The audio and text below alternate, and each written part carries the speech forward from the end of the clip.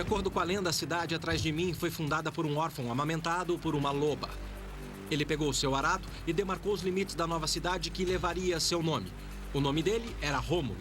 E a cidade, nem é necessário dizer, era Roma. Nos séculos que se seguiram, os romanos espalhariam seu conhecimento, tecnologia, modo de vida pelo mundo conhecido. Foi o maior e mais duradouro império que o mundo já viu. E quase 2000 anos depois, seu conhecimento continua nos assombrando. Sabedoria e antiguidade. Os romanos.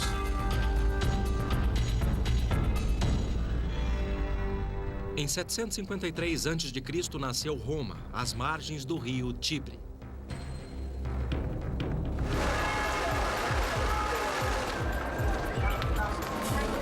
Como eterno estudante de história, eu fico pasmo com o que os romanos conseguiram realizar usando a técnica mais rudimentar.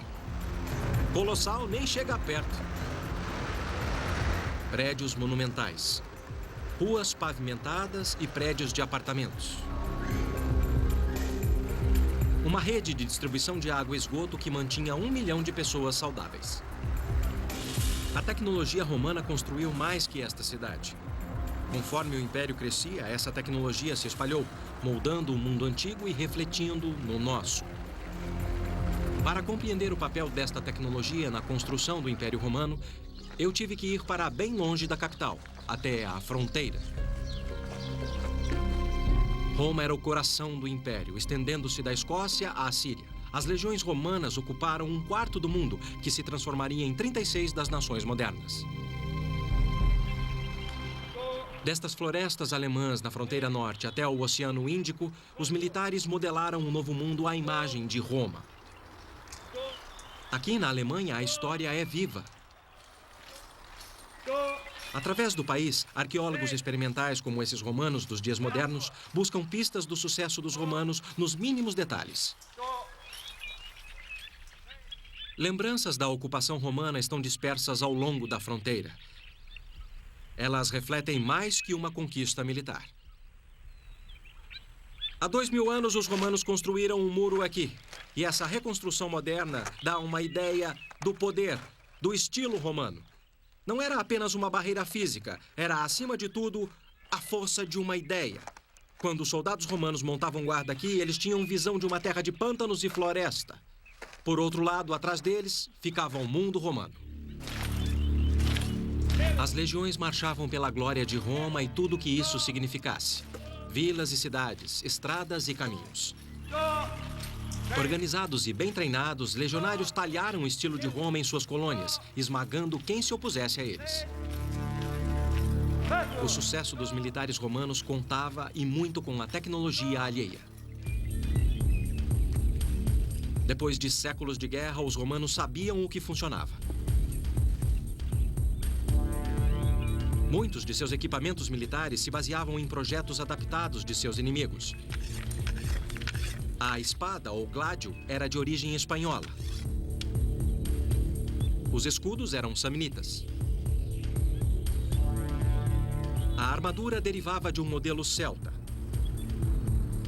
O capacete era etrusco. Com uma exceção. O pilo era de origem romana. O que o fazia tão especial era a ponteira. Na forma de um arpão, foi projetada para penetrar e ser impossível de sair. Os soldados romanos eram bem treinados em combates próximos para desferir golpes de pilo. Mas a adaptabilidade deu às legiões outra vantagem no campo de batalha. Veja a Escórpio. Invenção de origem grega, as inovações romanas fizeram dela uma arma altamente eficiente. Uma corda bem torcida era usada para armazenar energia. Os romanos usavam crina de cavalo ou, segundo a lenda, até cabelo humano para gerar mais energia. Contendo um mecanismo de catraca refinado para controlar a tensão da corda e calibrar a elevação, a versão romana era extremamente precisa. Organizados em tropas, os soldados romanos podiam provocar mais mortes que as tribos bárbaras que enfrentavam.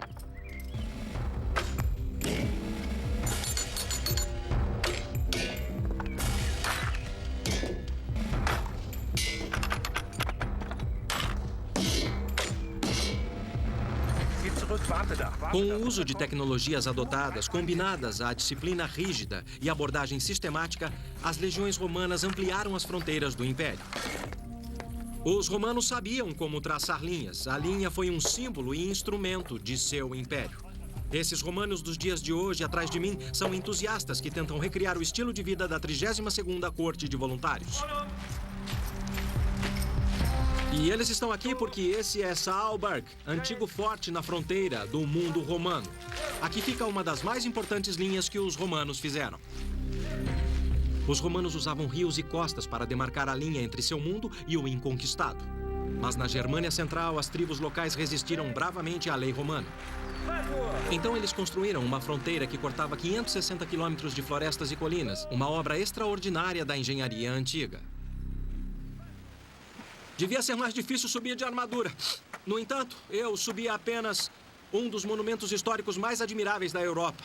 Este é o Limes, o muro divisório que marcava a fronteira do Império Romano. Enquanto hoje ele pode parecer um grande monte de terra, ele é, de fato, um dos monumentos mais espantosos da engenharia e habilidade construtiva. Existe um muro reto que percorre 104 quilômetros com um desvio de apenas 76 centímetros. Você ou eu achamos difícil cortar um papel de embrulho natalino em linha reta. Mas os romanos podiam construir um muro por muitos e muitos quilômetros e deixá-lo tão reto quanto uma flecha. A pergunta é, como eles faziam? Os agrimensores romanos usavam um instrumento emprestado dos gregos, o groma. Um braço giratório com uma cruz de madeira. Pendurados nas 4 pontas, 2 pares de prumos. Os agrimensores olhavam através de um par para projetar uma linha reta. Os assistentes colocavam marcadores. Olhando através de outro par, os romanos estabeleciam um ângulo correto e assim eles projetavam suas cidades. Era uma aplicação inspirada de um princípio básico. Embora as ferramentas tenham mudado, o conceito de visualizar vários pontos para criar uma linha reta ainda é a ideia básica por trás da agrimensura moderna. Quando a linha estava demarcada, destacamentos especiais de engenheiros começam a construir os limes. Constantemente alerta com os bárbaros, eles limpavam as florestas e construíam fortalezas. A cada 720 metros, eles construíam uma torre como esta para a comunicação rápida no caso de um ataque. No fim, havia mais de 1000.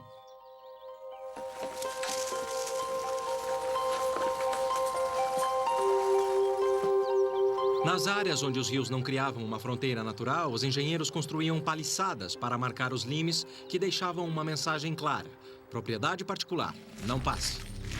E para não deixar dúvidas, construíam fortes a cada 6 quilômetros. 220 no total, como o de Saalburg, aqui nas colinas de Taunus, perto de Frankfurt, Alemanha. Os agrimensores romanos procuravam a linha mais direta entre 2 pontos. Ao seguir esta regra, eles construíram uma das conexões mais rápidas da história antiga. Eles construíram uma vasta rede de estradas. Muitas delas eram muito sólidas. Estendendo-se das fronteiras mais distantes até Roma, as estradas eram as veias e artérias que alimentavam o coração de um império crescente.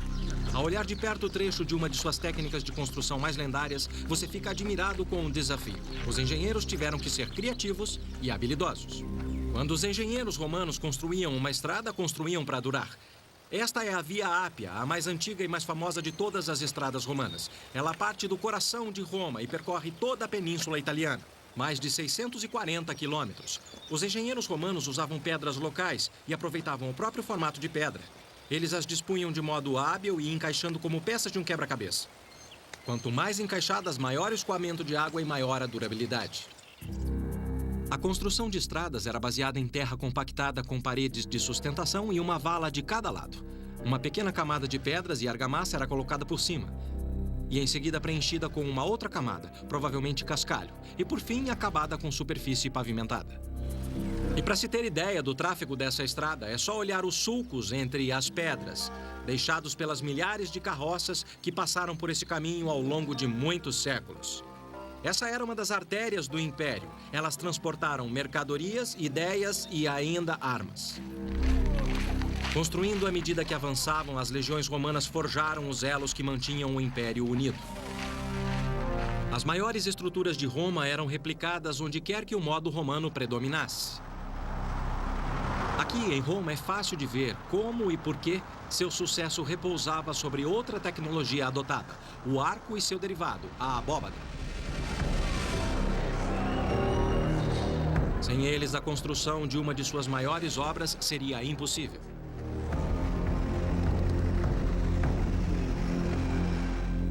Do tamanho de um estádio moderno de futebol, as paredes do Coliseu têm altura de 4 andares. Se fossem sólidas, as paredes teriam desabado com o peso dos inúmeros tijolos que as ergueram. Ao usar o arco, os construtores emprestaram essa invenção grega para distribuir peso. Eis porque o arco é tão eficiente. O arco começa a partir da chamada saimel, de onde pedras em forma de cunha, chamadas aduelas, são sustentadas por uma pedra central chamada fecho.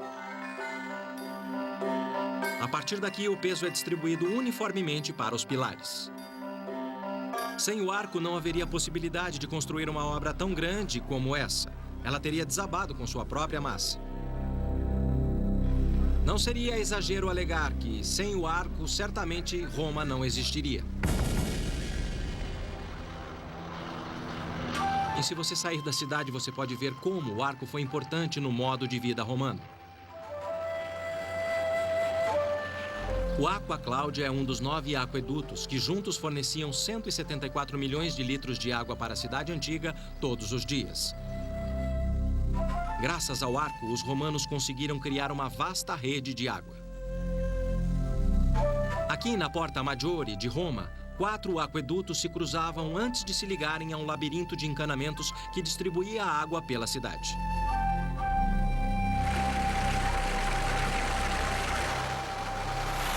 Aqui é onde o aqueduto terminava. Mas nos tempos de Roma havia fontes similares pela cidade.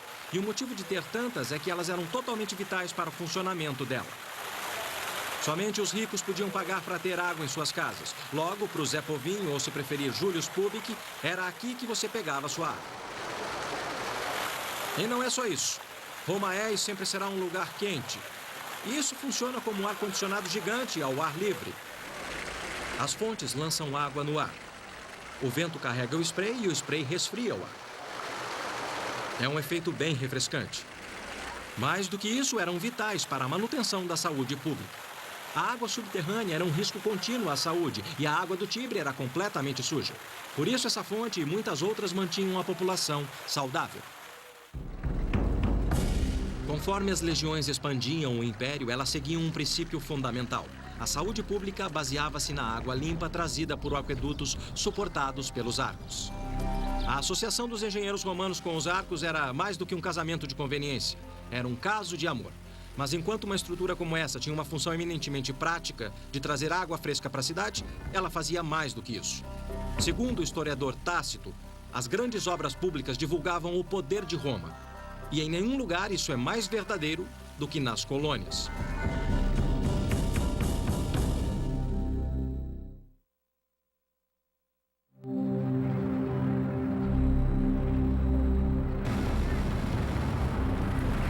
O cenário atrás de mim começa com os romanos. O rio é o Reno e a cidade é Colônia. Seu nome deriva do latim, Colônia, que significa cidade. A cidade que foi fundada aqui por ordem do imperador. Depois da colonização, construir cidades era o próximo trabalho das legiões, porque os soldados romanos eram mais do que guerreiros. A maioria tinha aprendido um ofício antes de se juntar às legiões. Por todo o império, os soldados eram os engenheiros e construtores.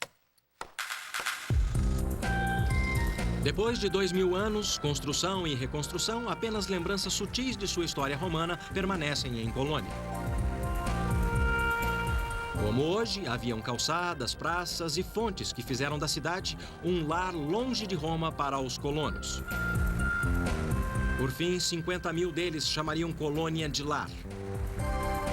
A chave era a água, mas não qualquer água. Para obter a qualidade e quantidade necessária, eles construíram o segundo maior aqueduto na história romana. Ele ainda pode ser visto se você souber onde procurar.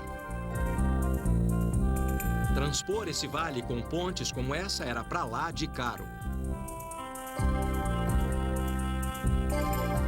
Eles criaram uma solução engenhosa.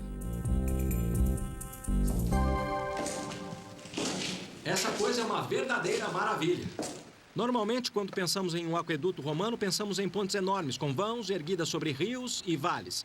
Mas, na verdade, eram estruturas modestas, como esta, que faziam o trabalho pesado. Para construir esse aqueduto, eles cavavam uma trincheira, margeando a colina, seguindo o contorno, mas com um ligeiro declive. Eles revestiam a trincheira com tijolos e argamassa, erguiam um arco e depois enterravam bem fundo. Tudo isso funcionava como uma geladeira gigante. A água que fluía por aqui ficava fresca e qualquer cidadão de colônia tinha sempre garantido um copo de água. Água fria, fresca e limpa. O mundo romano continuava se expandindo. À medida que as legiões empurravam a fronteira para o norte, seguindo o Reno, eles estabeleceram a cidade mais fronteiriça, Xanten. Neste parque arqueológico, pesquisadores e fãs da história romana mantêm seu legado vivo.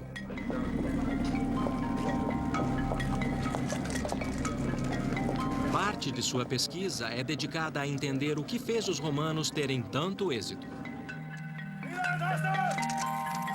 Num esforço para aprender o máximo possível sobre a tecnologia romana, eles fizeram alguns experimentos fascinantes. Como reconstruir esse modelo de uma catapulta romana chamada balista. Montar esta máquina de guerra é algo que eles fazem uma vez em vários anos. Tivemos sorte de estar aqui, embora ninguém tenha certeza se ela vai funcionar ou não. Mas uma coisa ficou clara rapidamente.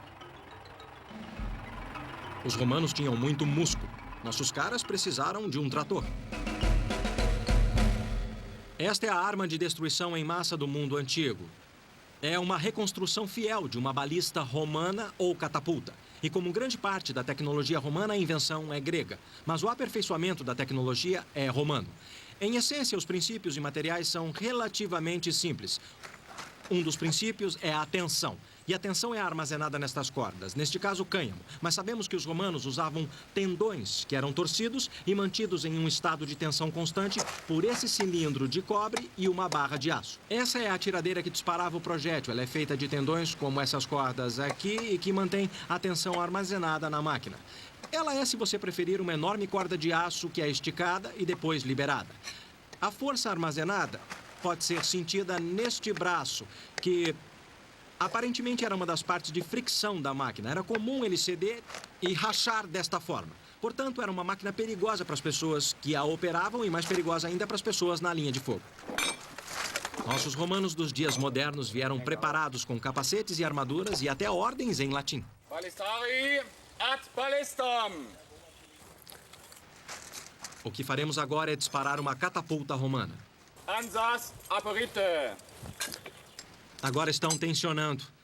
Eles têm que colocar muita força nessa coisa. Eles criam uma pressão enorme girando a manivela para trás. Intendite. O trilho recua através das alavancas que o puxam para trás. Toda vez que eles aumentam a tensão, eles conseguem calcular exatamente o quanto de força existe, contando o número de dentes. Assim, cada clique significa mais alguns metros. E mais alguns bárbaros mortos. Tá bem esticado. Essa coisa vai disparar como... Mais uma.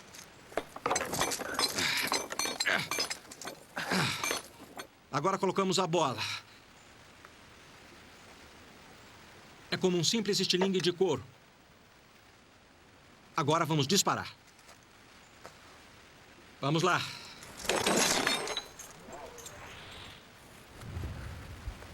Isso é simplesmente incrível. Se você estivesse enfrentando os romanos, decididamente você teria visto o equivalente ao antigo B-52.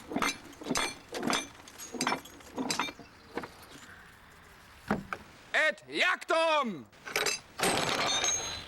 Essa é a versão romana de uma bala de canhão. Ela pesa cerca de 4 quilos. E esta máquina podia arremessar essa bola a uma distância de 400 metros. Nenhum exército europeu teria nada tão destrutivo quanto isso até a era dos canhões e da pólvora. Mas acredite ou não, isso é um exemplo relativamente pequeno. Sabemos que quando os romanos tomaram Jerusalém, eles dispararam bolas pesando mais de 13 quilos na cidade. Mas parte do que a tornava tão eficiente, uma arma tão mortal, era o impacto psicológico. Quando esta coisa caía no chão, por ser feita de calcário, ela espatifava, mandando uma nuvem de estilhaços nos defensores da cidade. Era uma arma de choque e de terror.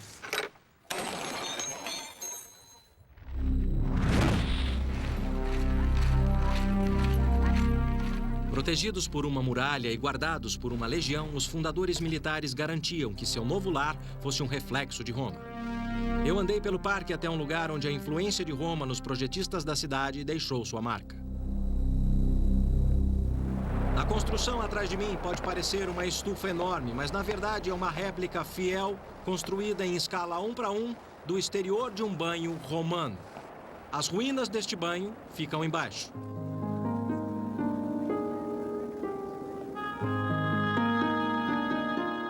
Os banhos públicos eram o coração do estilo de vida romano, e este banho aqui na colônia é projetado como os grandes banhos em Roma.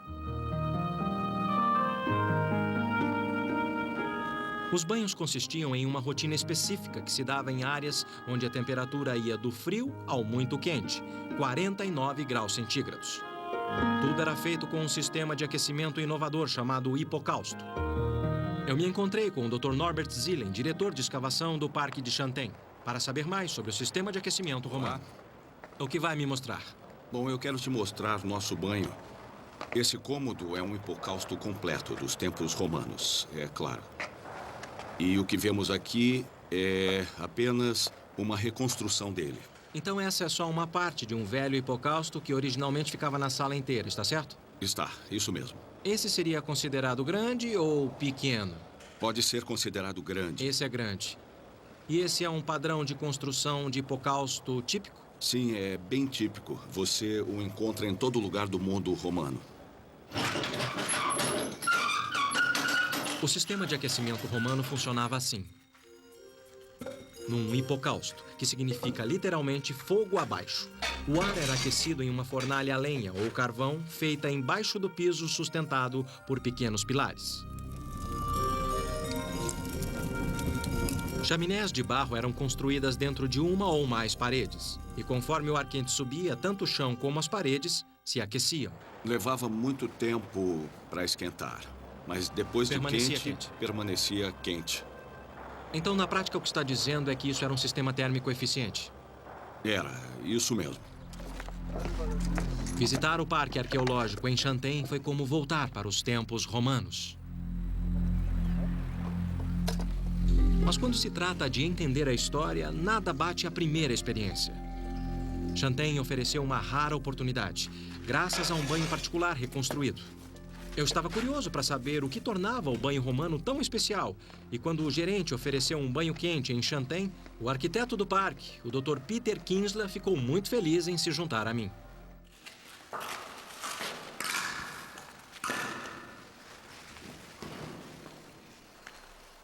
Esse banho quente é delicioso, Peter. Ele é aquecido pelo mesmo sistema que aquecia o piso e as paredes?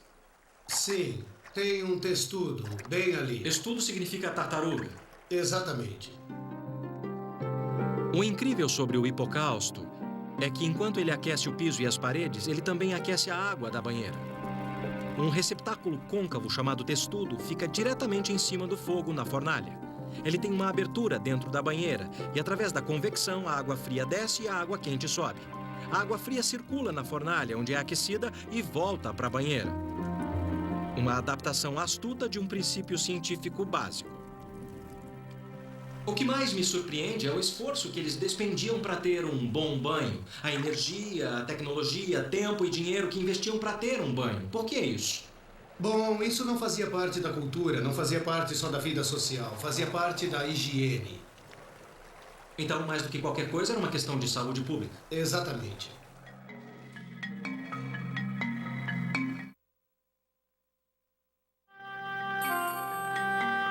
A engenhosidade romana construiu mais que banhos e aquedutos.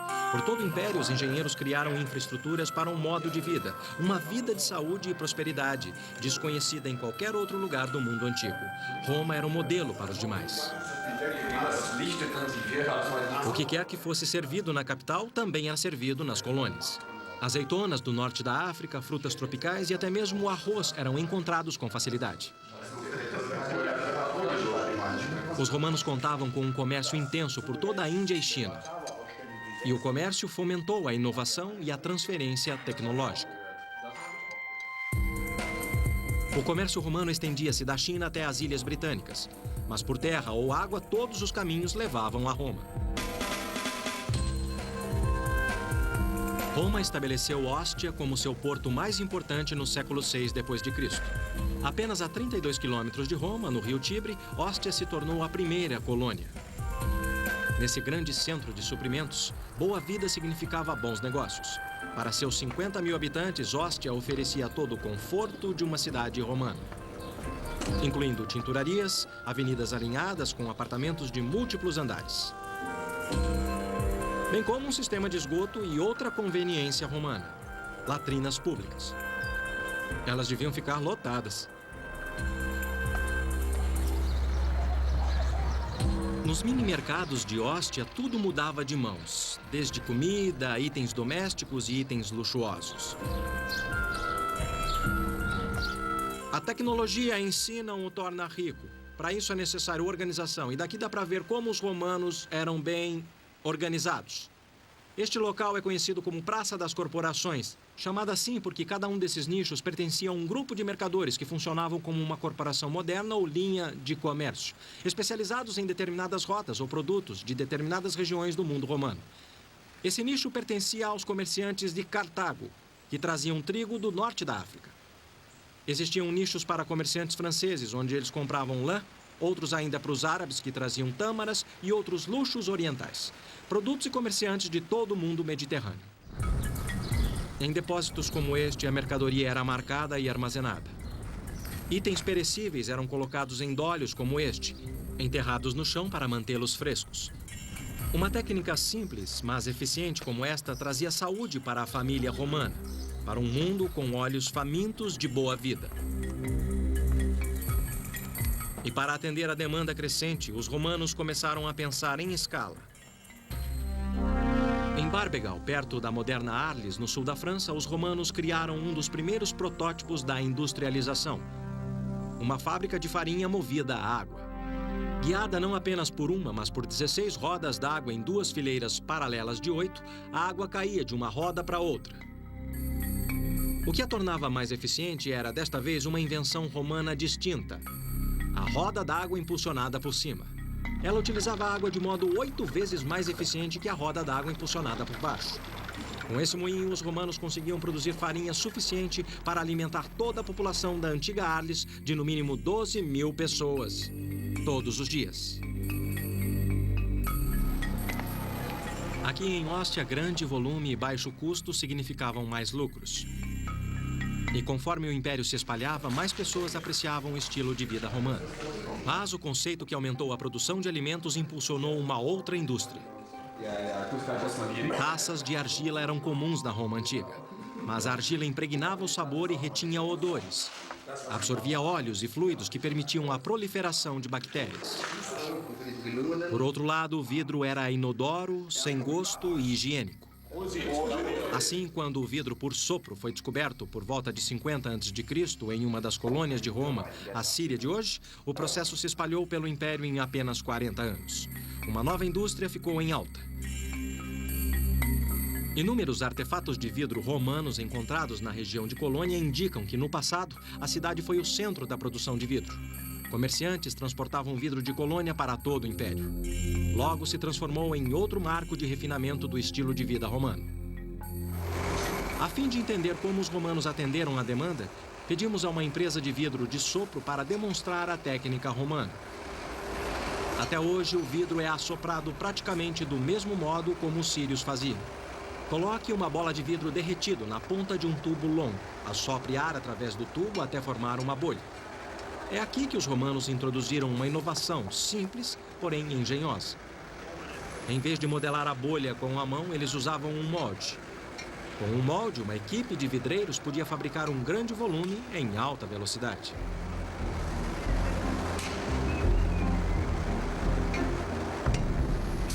Embora os moldes atuais sejam feitos de metal, o conceito romano de produção mudou muito pouco.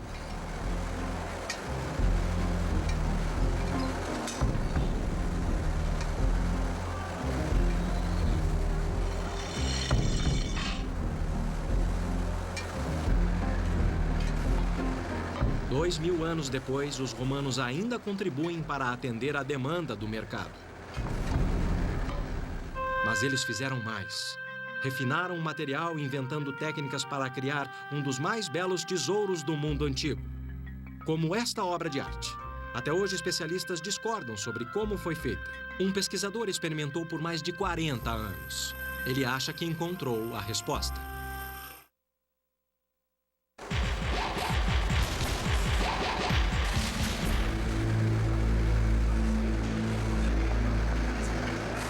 Através de inovações como usar um molde na fabricação de vidro, os romanos passaram da produção artesanal para a produção em massa, muito tempo antes de Henry Ford.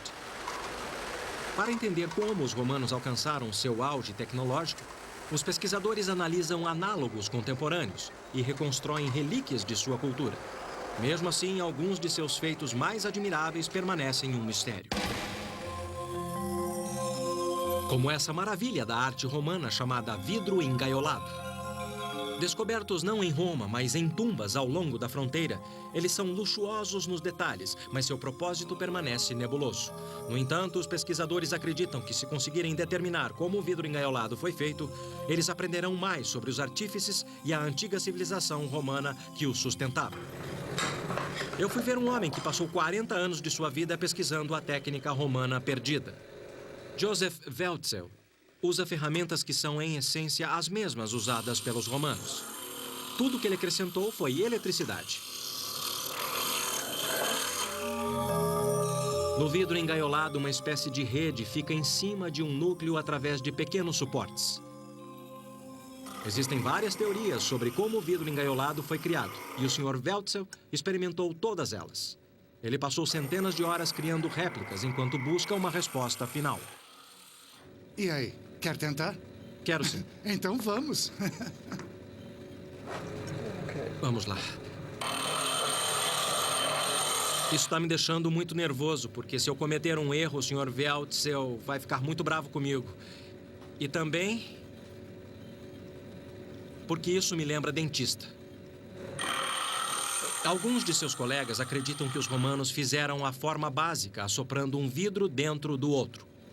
Weltzel não concorda. Quando ele replicou uma outra relíquia romana, o famoso vaso Portland, o Sr. Weltzel encontrou uma pista. O vaso Portland é decorado com camafeus lapidados. Camafeus eram populares na técnica romana de joias, então o Sr. Weltzel está convencido de que não eram os vidreiros, e sim os joalheiros que tinham a habilidade e ferramentas para criar esses tesouros.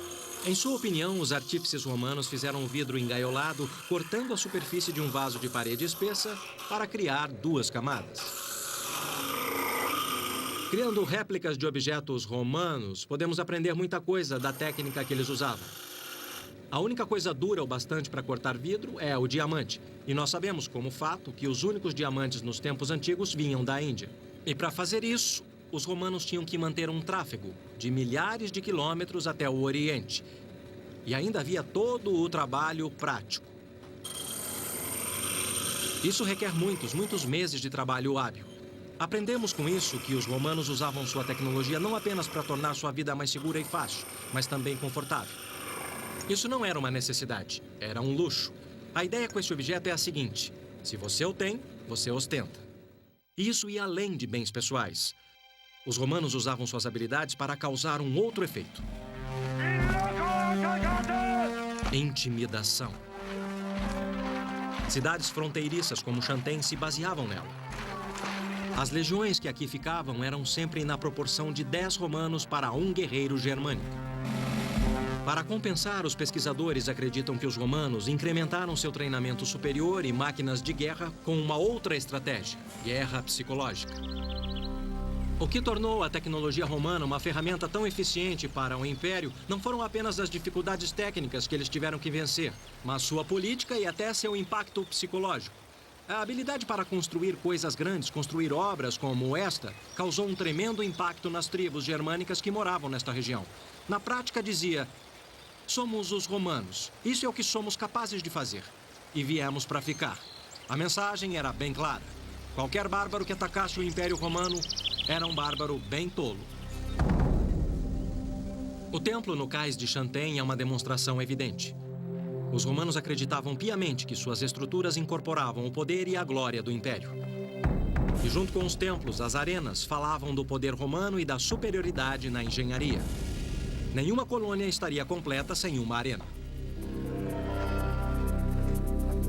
Mas eu estava mais interessado em um lado mais prático da estratégia de grandes construções. Como eles faziam? Por fim, uma réplica no parque me deu a resposta.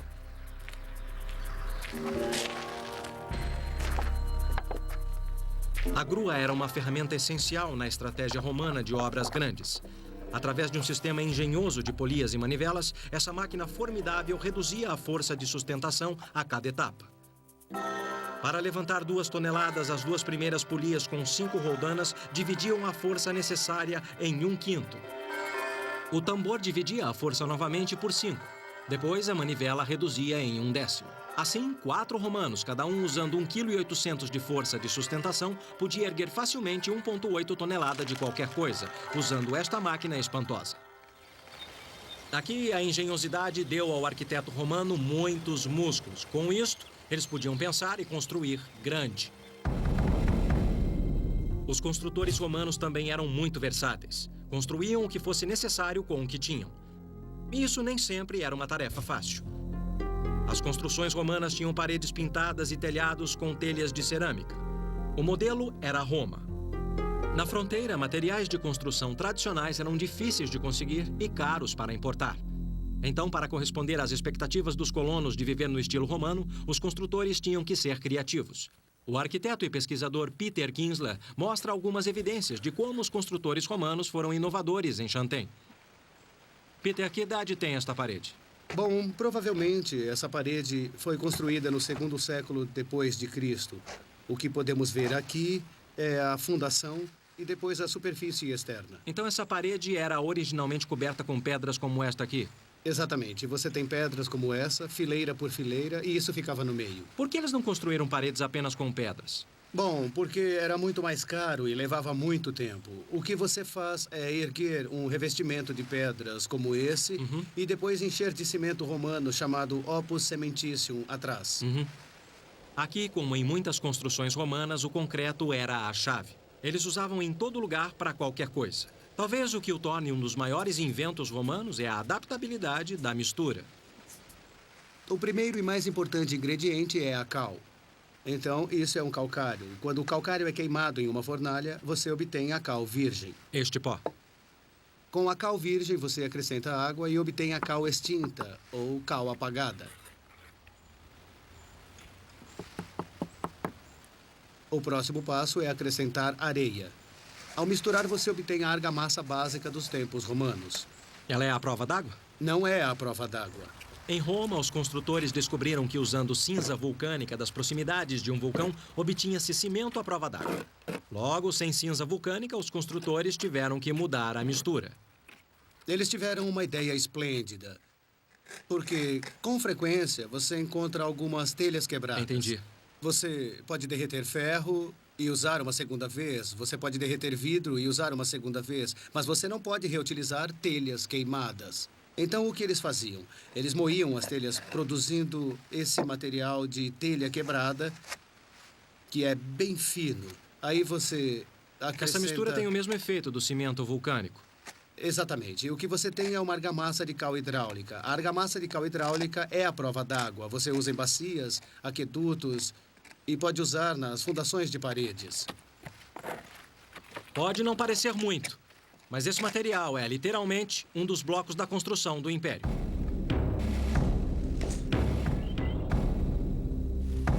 Escala, eficiência e inovação. E não se esqueça, choque e terror eram o coração da construção do Império Romano. E embora essas ideias fossem expressas em um nível impressionante nas colônias, a cidade de Roma era a referência para tudo. Não foi à toa que lá a tecnologia e a inovação romana atingiram seu ápice.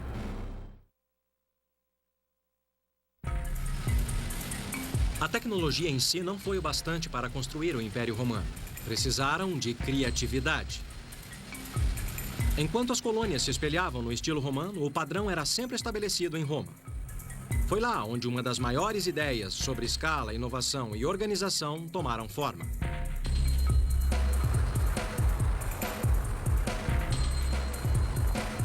O Coliseu é o maior dos 186 anfiteatros romanos que conhecemos. E certamente o mais impressionante. Foi aqui onde a tecnologia sustentou o lado sombrio do estilo de vida romano, os jogos.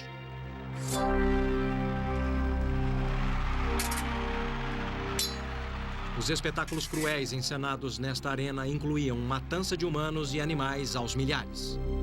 Chame de publicidade para o Império. No Coliseu, os romanos mostravam seu poder. Levaria anos de pesquisa paciente para revelar o sistema inteligente que os romanos usavam para produzir seus festivais de choque e horror. Nós estamos no porão, dentro do grande quebra-cabeças do Coliseu. O Dr. Heinz Jürgen Best sempre foi fascinado pelo Coliseu e sua história sangrenta. Por 8 anos, ele pesquisou os registros e estudou vestígios deixados nas ruínas, tentando entender o papel da tecnologia no horror que ocorria aqui. Sua pesquisa o levou a algumas marcas misteriosas nas paredes dos porões do Coliseu. Aqui deste lado temos pequenos corredores. Os animais vinham para cá. E daqui, um deles era içado. Quando ele montou o quebra-cabeça, uma figura extraordinária surgiu. As marcas apoiavam um sistema de manivelas usado para levantar ursos e lobos, leões e leopardos para o piso da arena. Os alçapões abriam e viravam rampas para os animais que seriam erguidos e se juntariam ao espetáculo. Sua engenhosidade pode ser encontrada em cada detalhe. E aqui ficava o sarílio. É lindo. É, o cilindro vinha aqui. O cilindro vinha aqui dentro? Sim. Como eles viravam? Através de manivelas. O Dr. Bester explicou que a base de cada sarilho era arredondada, bem como a ponta do cilindro. Elas se tocavam apenas num ponto saliente, facilitando a rotação do cilindro e o levantamento da carga. E só naquele ponto? E aí ele girava com facilidade. Isso. Brilhante, brilhante. O Dr. Bester desenvolveu esquemas sofisticados para revelar os segredos do sistema. Como um relógio, 8 trabalhadores em 28 sarilhos, 256 ao todo, eram sincronizados em um sistema que incluía polias, elevadores e cordas, que erguiam 28 gaiolas com segundos de intervalo, levando a carga mortal do porão para se juntar ao horror que acontecia em cima. E aqui, a próxima corrediça, que pegava a parede inteira. Entendi, eu entendi. Para a gaiola. Então aqui Isso. é a corrediça. Exato. Para subir a gaiola. Isso. Então, a cada 9 metros havia outro sarilho e assim por diante. Exatamente. E tudo isso era totalmente simétrico, não é? Isso. Em toda a volta. Sim.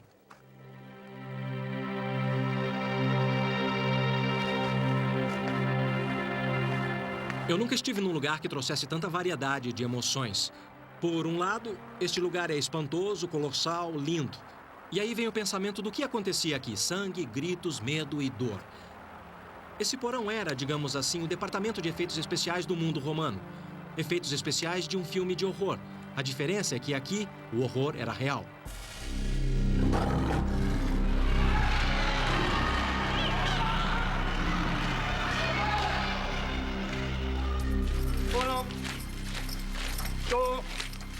Sua habilidade para adaptar tecnologias simples em complexos sistemas criaram a base do estilo romano e um padrão de vida incomparável nos tempos antigos. Estradas e pontes romanas ligaram e criaram o mundo ocidental. Os romanos deixaram para trás um legado de grandeza e admiração por inovações audazes. Expressando-se através da arquitetura, arte ou artesanato, os romanos nos inspiram. Ainda dá para ouvir os ecos e ver os rastros da antiga Roma. Somos todos, de certo modo, herdeiros do legado romano, seja nas necessidades de nossa vida, seja nos luxos. Neste sentido, é justo dizer que somos todos um pouco romanos.